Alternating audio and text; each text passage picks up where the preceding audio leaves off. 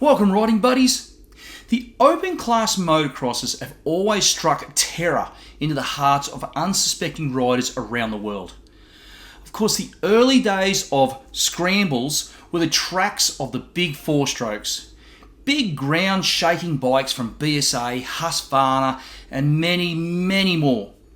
Mainly built by the riders themselves based off production bikes or built from kits to do battle. By the mid-60s, the two strokes were becoming dominant. The CZ360 was one bike that won its share of races in these early two-stroke days, along with others. These early big bores were considered powerful for the day. As the years roosted by, everyone had to have the latest open classer. The 250s and 125s just couldn't cut it for the power-hungry thrill seekers. The 70s saw the big bikes getting more capacity and the Japanese manufacturers really starting to show that they were serious about this sport called motocross. All the Japanese manufacturers were spending big bucks on teams and special hand-built works bikes. The 80s saw the big bikes get bigger and scarier. By the mid-80s, the big bores were getting crazy powerful and hard for the average punter to ride. And a lot of these riders were realising that they could ride a 250 faster and longer. This saw the decline of the big bore. In Australia, one of our most iconic championships, Mr. Motocross, even focused on the 250s, dropping the open class bikes. When the 90s came around in a blaze of colour, the big bore fans could see the writing on the wall. Very few people wanted these monsters anymore. And 2001 saw Honda build their last model. Kawasaki followed in 2004. That was the end of the Japanese big bore. There were still a couple of bikes coming out of Europe from very small manufacturers. These were expensive, hard to get, and even harder to get support when things went wrong. Honda had some very awesome open class factory races in the 70s, but didn't build a production bike. Maybe one of you can answer the question, why?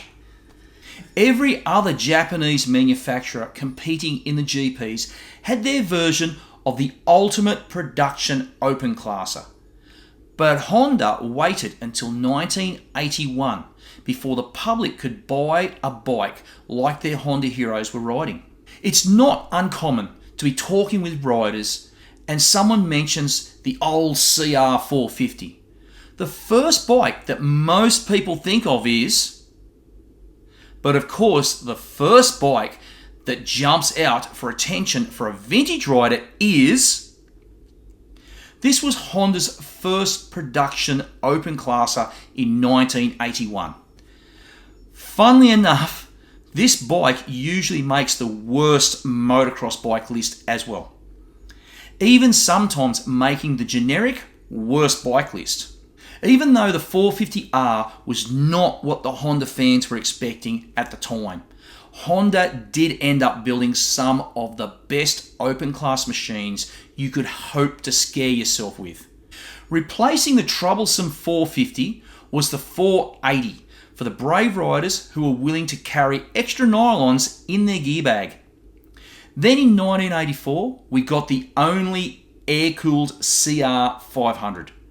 1985 saw the 500 get wet, and on it continued. In 2002, Honda was virtually giving away CR500s. In Australia, this is how we ended up with the CRE 500, a registrable enduro monster. Now, in 2023, CR500s are desired and sought after. The right bike can bring ludicrous dollars. Even very rough versions needing full restorations can bring as much as what the original owner would have paid to take it off the dealership floor. There is so much more to the CR500 story, but I don't want to get too in depth. This is meant to be a visual look at one of the most iconic production series model bikes ever made. Before we get into it, make sure you subscribe to our channel. It's a proven fact that subscribing to John's Motorcycle Mania will help you find that CR500 you're after at a realistic price. So kick back and we'll give you a look at every model while you have a listen to Winchester Revival's latest song, Born for the Road.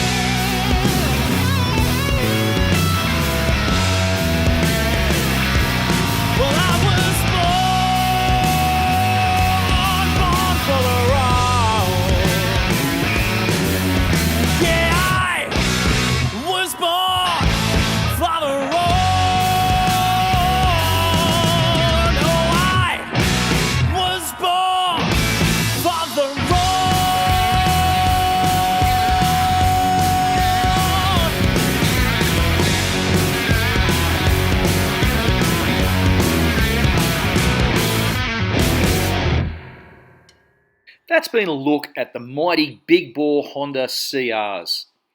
Hope you've enjoyed this video.